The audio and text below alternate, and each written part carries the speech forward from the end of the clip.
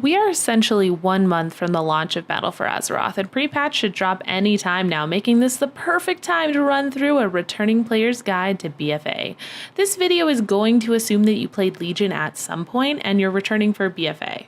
If you didn't play Legion, check out my previous returning player's guide that's much more general. There is a section in that video on artifact weapons though that will be entirely irrelevant for Battle for Azeroth, so keep that in mind. So if you're in that boat, pause this video, go watch the general one, and then come back and watch this one. Alright, with that out of the way, we're going to go over 8 things you need to know as a returning player to BFA. Number 1, artifact weapon changes. Artifact weapons are officially being retired for BFA, and the artifact retirement questline is available to play on live servers right now.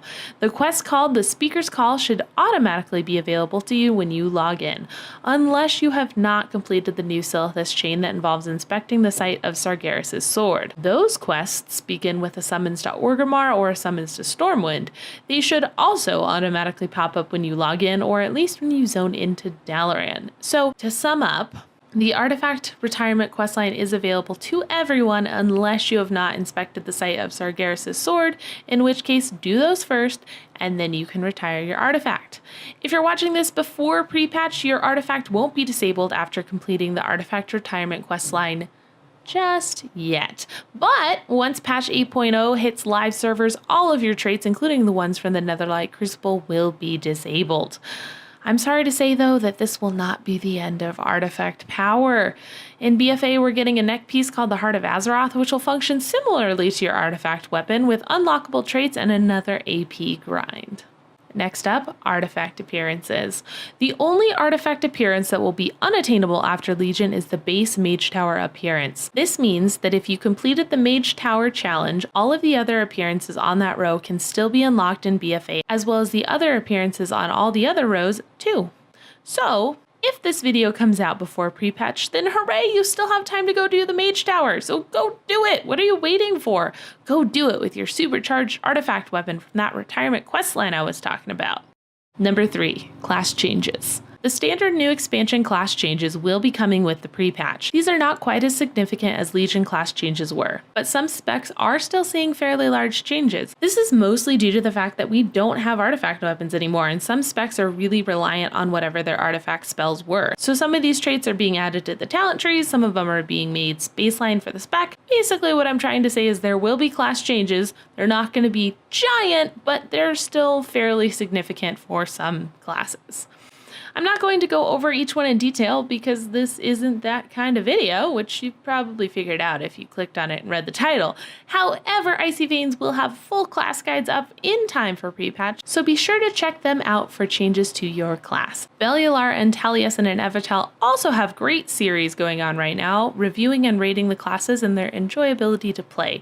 As always, links in the description down below. It is worth noting that some specs will have to wait until 8.1 for their major rework. I guess Blizzard ran out of time? I don't know, but Enhancement Shaman, Elemental Shaman, and Shadow Priest friends, I'm very sorry, and good luck.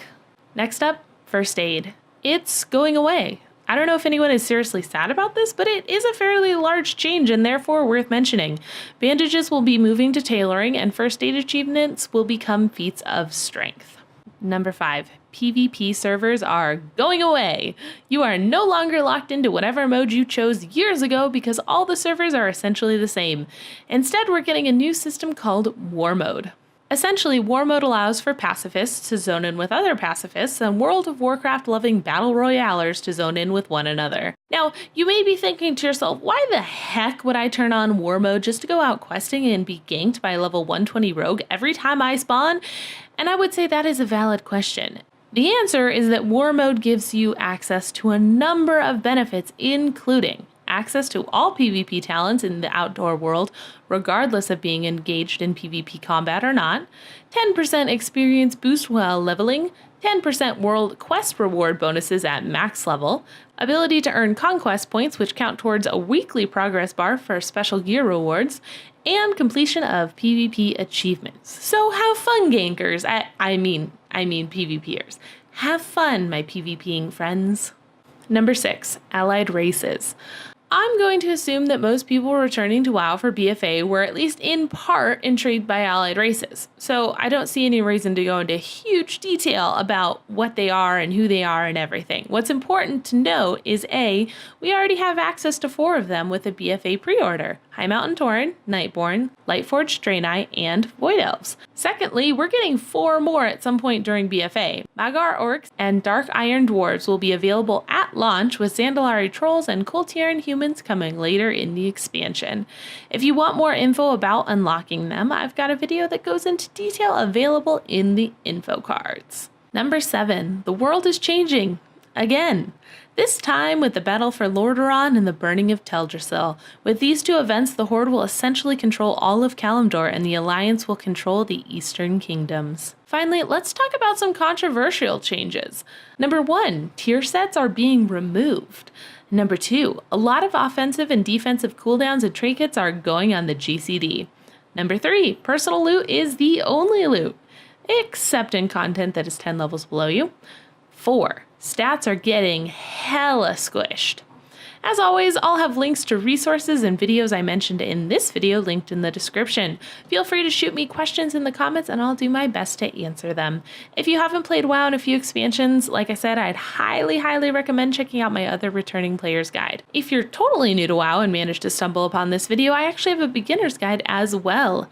If this video helped you out, hit that like button and subscribe to see more from me. As a quick reminder, I am streaming now on Twitch, which is super exciting. Generally, I go live Thursdays and Fridays around 7 p.m. Mountain Time, but you can always follow me on Twitter because I always tweet about when I'm going live. So yeah, follow me there if you're interested in watching me run around Azeroth doing random shit. That's generally all it is.